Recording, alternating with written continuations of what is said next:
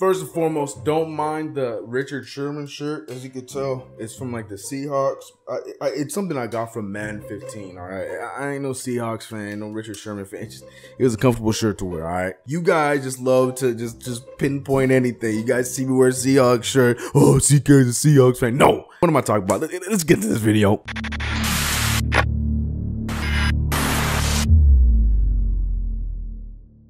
What's going on, CK Crew? It's your boy CK2K here, and happy Thanksgiving. Happy Thanksgiving to all of you. If you're watching this video brand new, it is Thanksgiving right now, today, and I hope you guys are going to have a good day, had a good day, or are having a good day. I don't know. You could be watching Thanksgiving, you could be watching after Thanksgiving. It all makes sense. I hope you guys all have a great dinner, or unless you're like Kyrie Irving, you're not looking forward to today at all. Yeah.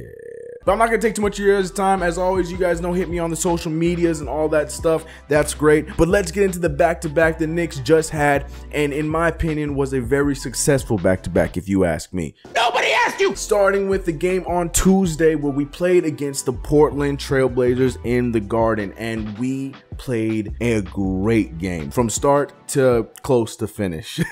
Again, we did not finish, but it wasn't as frustrating as losses in the past because it was a well-played game. We forget that the Blazers are, I mean, on paper they're not, but right now statistically by record they're they're the second best team in the West right now, with what Memphis and the Clippers and all these other teams that are up there, Golden State that are up there. But regardless of the matter is the Portland Trail Blazers are on the top echelon of the Western Conference, and for the Knicks to play the way we did against them was tremendous. It was great to watch from the start to finish, seeing everybody do what they were supposed to do for the most part. Fizdale introduced another new starting lineup. Yes, the new starting lineup was Emmanuel Mudiay, Tim Hardaway Jr.,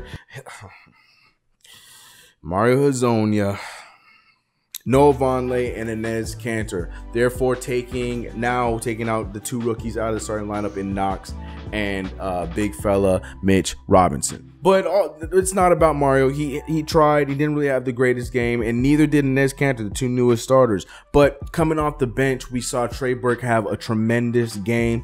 We saw, great defense out of Frank Ntilikina, who was very vital towards the end of the game. And I think that was probably one of the biggest downfalls for us, is that we decided to bring Ntilikina in a little bit too late, because we were doing well up until, spoiler alert, up until the third quarter, as per usual.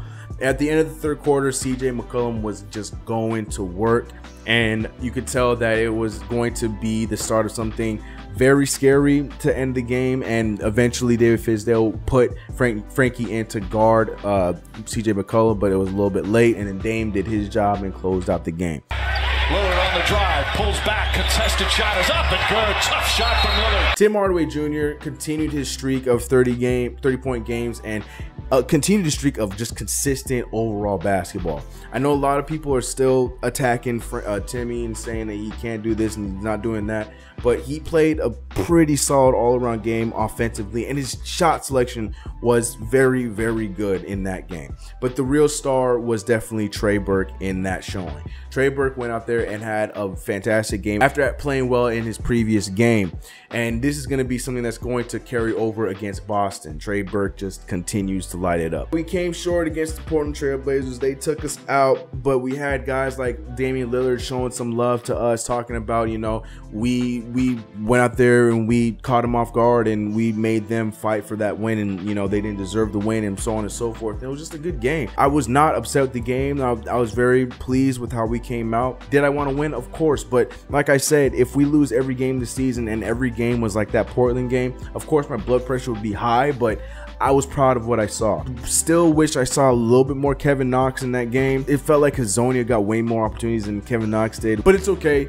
because the next night, aka last night, aka Wednesday, we played the Boston Celtics in the TD Garden. And this game, we were hot from top to bottom. Now, we had our normal third quarter woes, but we actually stuck with it and fought throughout while we were going through those woes. Frank Ntilikina and Mitchell Robinson were key in that third quarter and beginning of fourth quarter, well, majority of the fourth quarter, and it was just so great to see. And I feel like for the first time in a long time this season, Fizdale had the right lineups playing. He had Knox closing out the game for a little bit. He had Frankie closing out the game. He had Mitch closing out the game. And of course he had Trey and Tim Hardaway. And mind you, a few of these guys weren't in the starting lineup, but because they were playing the way they were playing, they earned the minutes and they were able to close the game. And in the past, we've seen these guys play well throughout the game, but he wants to stick with the guys that he wants to close with, like an Alonzo Trier and of course Trey Burke and Tim Hardaway. But now he kept the guys in that were working both offensively and defensively, which is what helped us close the game. Trey Burke went out there and put on a show. Trey I was in full effect. Kev was looking great on offense. He had 2 really good runs, resulting in 11 points and 9 boards. Almost had himself a double-double. I feel like he should have closed the game. We played a very good overall game, and I was just tremendously proud of this team. Noah Vonleh looked great. I didn't even mention Noah Vonleh against Portland. He looked fantastic in Portland too. And it's funny because there's ties to Noah Vonleh in both games, you know, being drafted by Portland and then being a Massachusetts kid. So, you know, it was expected for him to come out and show up in both games. I'm just proud of this back-to-back that we had. I will openly admit that I went into it thinking that, you know what, we were going to lose. You know, on paper, this is a rough schedule to go up against, and I was just very pleased to see our team fight. And that's, you know, that's all I ask for. That's all I ask for on the channel. That's all I preach on the channel is I want to see our team fight. And that's exactly what we got. We got a W out of it, and we got a well entertaining and well-fought game against the Portland Trailblazers. The biggest thing I hope to see going forward is you know, you can continue to try to insert Mario Hezonja in the lineup and in the rotation. I get it. The possibility of who he can be and what he can do is high. I understand that. That's what everyone keeps telling me. I'm going to take y'all word on it. Still not believing in it. But I ultimately think that Kevin Knox needs to stay in the starting lineup. You know, the whole thing with Enes Kanter, I'm okay with him starting. He's been playing okay minutes. He hasn't really been doing anything with them. And in those 2 games with him starting, we jumped out, which is something that we're not accustomed to doing as the Knicks, is jumping out early and then the bench coming in and maintaining that lead or building upon the lead. So if Enes Kanter's in that part where we're jumping out and then he goes to the bench and then the defense takes over when the second unit comes in, I'm okay with that. I'm completely okay with that until, you know, that changes and maybe we need to take him out. But as of right now, I'm cool with the lineup. But just take Hezonja out and put in Kevin Knox. And I'm happy with those games, and we have another game on Friday against the Pelicans, and hopefully we can continue this great play and see what happens. You know, we learned something in this past game, and we can hopefully continue to play with this great play. But I'm very happy, good with it, and let's just keep it going. So even though it's Thanksgiving, it's still time for me to hit up everybody's favorite segment of the video, and that is the comments of the video.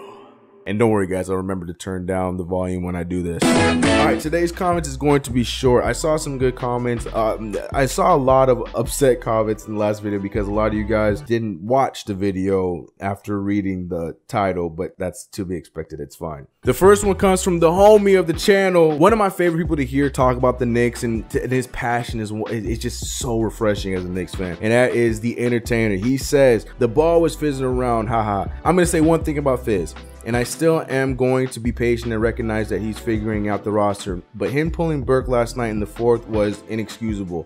Thanks for a shout out, my man. Hashtag sleepyface. Yes, of the subs, that was probably one of the subs that did not make sense, and that's why I mentioned it more so at the Boston game rather than the Portland game, where he figured it out. He left what was working in the game to finish the game, and that's how he closed out for the first time in the season. That's what he did in Boston, and it felt like in the games prior to that, he had an idea of the lineup that needs to be out there to close each game, barring that one of the players is hot, so he has to keep him in, unlike what he did with Trey Burke of Portland. So hopefully with what happened in Boston, we can continue that, you know, if a lineup is working right now, whether it's not consisting of Trier or whether it's not consisting of Tim Hardaway Jr., if that ever turns into a thing. I'm going to keep this lineup that I got, stick with them, and work it until maybe something needs to be tweaked. CH says, I'm a firm believer in patience, not process. I like the facts that we are going What? We are going to I'm assuming, going to play the young guys all year. The reason Frank is not more advanced, he was sitting behind Jack last year. Why? So this year, no matter how many mistakes they make, let them play. Yeah, there were truths in there for sure. God, yeah, Jared Jack starting was... Gosh, Jeff Horner's second full effect. I think there's a little bit of both in the process of growing and building and turning into a team to be reckoned with, and patience. I think they're both involved, or they're both very intertwined with one another. In the sense of how Philly did it, that process. No, I don't think we're a part of that kind of process, but it's still a process to turn into a team to be reckoned with, and I firmly believe that. But I appreciate your comments as always. I'm slowly getting through them now. I said in the last video, a lot of stuff was going on. I apologize about that, but we're getting back on track. These last 2 games were great. I hope you guys have a wonderful Thanksgiving with your family. If you're watching this right now with your family, put it on the big screen like I had asked you guys in the last video, talking about, yo, this is my man CK. This guy's hilarious. He knows stuff about the Knicks. Then hello, your family. Thank you for letting me be in your house. Now, Uncle John, can you pass some of the spaghetti over? What? There ain't no spaghetti Thanksgiving? I've been doing Thanksgiving wrong my entire life, man. I appreciate you guys so much. The conversation about the Knicks has been so much fun to have with you guys. You know, even though we're losing, winning, whatever, it's just been a great community. Everybody has different outputs and different opinions, but when we talk, we're willing to hear everyone out and willing to change their opinion on something when it comes to Knicks. And I love that about this community. Much love to you guys. Catch you guys this weekend after the game against New Orleans. You guys have a blessed Thanksgiving. If you celebrated, again, Kyrie, I'm sorry. Catch you guys next one. We out of here. Let's get it.